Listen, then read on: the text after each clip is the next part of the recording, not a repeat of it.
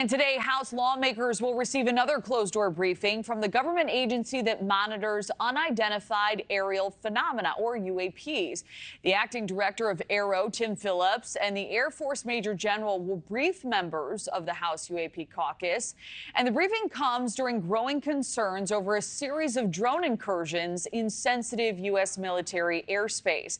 Joining us now is opinion contributor for The Hill, Marik Von Rennenkampff. His latest article titled "The Shocking History of UFOs and Nuclear Weapons." Mark, great to have you. You know, your article, it highlights dozens of documented sightings of UAPs over military nuclear facilities. I'm curious, what were some of the most startling realizations you found out when doing this research? Hey, good morning, Kelly. Thanks for having me. And I got to tell you, as I started looking into this, my jaw progressively hit the floor as I studied the history of interactions between UAP and nuclear weapons. And just to give you kind of a flavor of what I dug up, and a lot of this I owe to a gentleman named Robert Hastings, who has been tracking this for 50 years. So I encourage your viewers to pick up his book. It's called UFOs and Nukes. But at a very high level, there were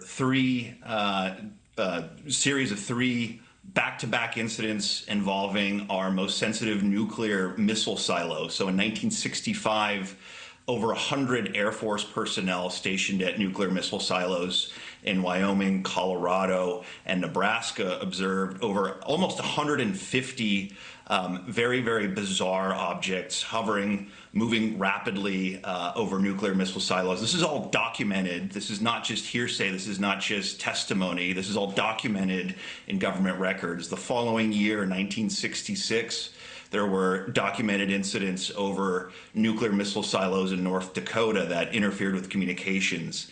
And in 1967, there were documented incidents over nuclear missile silos in Montana, where 10 nuclear missiles actually went offline. And again, this is not just chatter. This is not just former missile officers at a bar having these conversations. These are in documents that we know went up to the Joint Chiefs of Staff and the highest levels of our government. And I want to make one more quick point on that.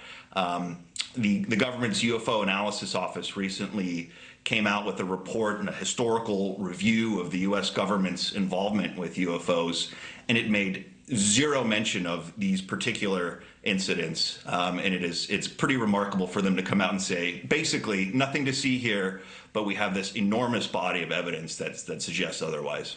Well, you know, and I want to dig a little deeper into that, because AARO recently released its report regarding if the government has UAP retrieval and reverse engineering programs. And in the report, it found no evidence of any such programs. Do you agree with those findings based on your research?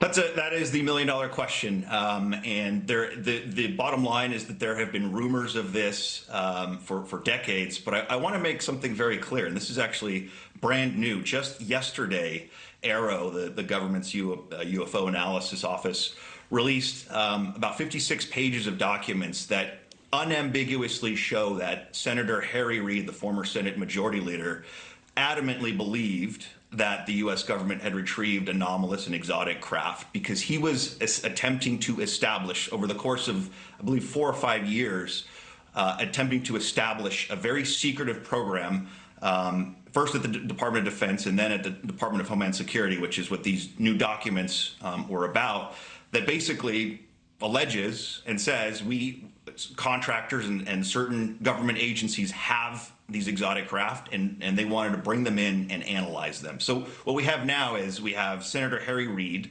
now Senator Chuck Schumer, the current Senate Majority Leader, has proposed previously legislation that basically says the same thing. And the direct quotes in this legislation pertain to non-human intelligence and what are called legacy programs. And they're defined in this legislation that did not pass, but it sounds like there are rumors that it will make another appearance, and we might see that in the coming months.